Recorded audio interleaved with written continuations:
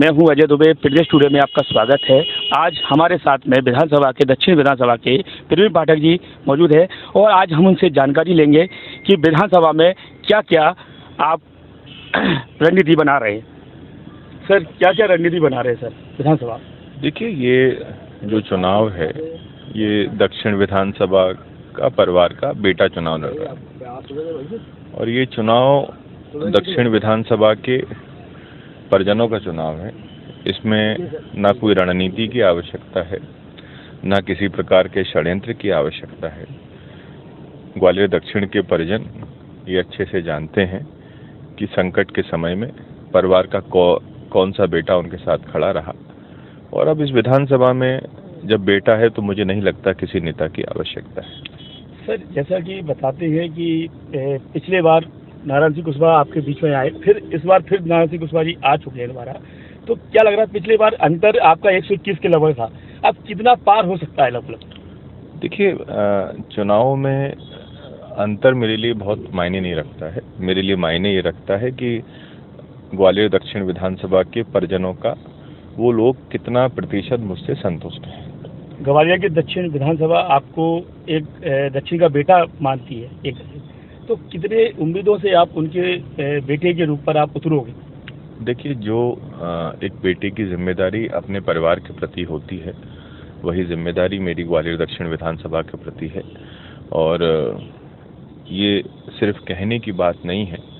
Corona काल में ये पूरे देश ने इस बात को देखा है कि किस तरीके से ग्वालियर दक्षिण विधानसभा के परिजनों की जान बचाने के लिए उनका बेटा 24 घंटे सड़कों पर रहा। और दक्षिण विधानसभा में ये आम बात है, आम चर्चा है, ये कोई जनश्रुति नहीं है कि एम्बुलेंस से और फायर ब्रिगेड से पहले अगर समस्या में कोई पहुंचता है तो वो प्रवीण पाठक पहुंचता है।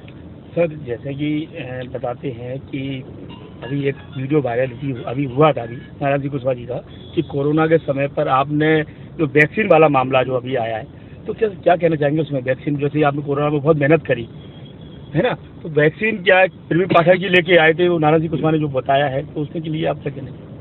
जितनी वैक्सीन सरकार ने बांटी उससे ज़्यादा प्राइवेटली वैक्सीन ग्वालियर दक्षिण विधानसभा में इस दक्षिण के बेटे ने बांटी है और निःशुल्क बांटी है। और दक्षिण विधानसभा में शायद ही कोई ऐसा एक व्यक्ति होगा जो ये कह पाए कि उस समय मदद के लिए कॉल किया और हमारे यहाँ से मदद उपलब्ध ना हो पाई। एक और क्वेश्चन है सर कि आप घर घर दस्तक दे रहे थे उस समय से, चुनाव के समय से पहले, तो कितना आशीर्वाद आपको, कितना प्यार? मैं अभी पिछले 4 रोज से अपने परिजनों से संपर्क के लिए जा रहा हूँ और आप यकीन मानिए कि जहाँ जाता हूँ प्रत्येक परिवार ये कहता है कि बेटा यहाँ आने की ज़रूरत नहीं है, आप कहीं और जाकर देखो, यहाँ तो हम लोग हैं, आप परेशान ना हो। तो ये ईश्वर की साक्षात कृपा है और ग्वालियर दक्षिण विधानसभा के परिजनों का आशीर्वाद है। भैया, जैसे कि बताते हैं कि पिछले बार कि आपका जब आप एकदम से आए फील्ड में पिछले बार चुनाव में, तो कुछ कांग्रेसी लोग आपसे निराश भी हो गए थे। उन्होंने कुछ इस तरीके से 58% आपकी वोटिंग हुई थी। तो इस बार कितनी वोटिंग हो सकती है जो आप आगे रणनीति को और आगे बढ़ा सकती है? मुझे ऐसा लगता है कि दक्षिण विधानसभा में चूंकि भारतीय जनता पार्टी के खिलाफ माहौल बहुत बड़ा है, तो इस बार लगभग 62% से 63% से ऊपर वोटिंग परसेंटेज ग्वालियर दक्षिण विधानसभा में होना चाहिए।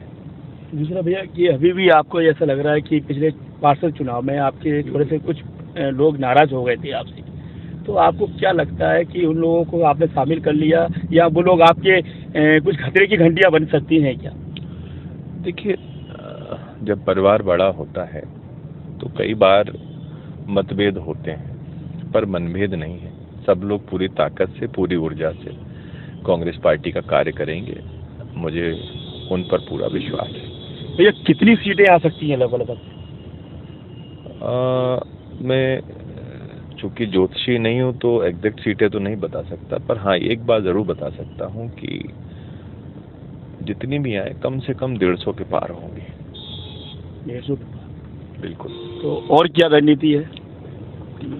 अब रणनीति मध्य प्रदेश कांग्रेस कमेटी और हमारा शीर्ष नेतृत्व अपने हिसाब से बना रहा है। मेरी तो जो मैं चुनाव लड़ रहा हूँ वो स्पष्ट है कि चुनाव प्रवीण पाठक नहीं लड़ रहा है, चुनाव ग्वालियर दक्षिण विधानसभा के परिजन लड़ रहे हैं। और सर जैसे कि माने चलिए आप यहाँ पर जैसे बीजेपी के बड़े बड़े दिग्गज नेता आ रहे हैं, तो सर उनके लिए आप क्या कहना चाहेंगे?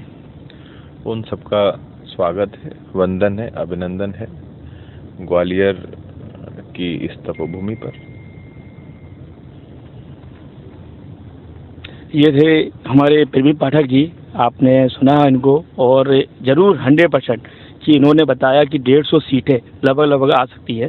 तो आगे अपन देखेंगे चुनाव के बाद ही कि कितनी सीटें और आज ज़्यादा आ सकती है, कि ज़रूरी नहीं है कि 150 सीटें आए, 150 से ऊपर भी आ सकती है। धन्यवाद।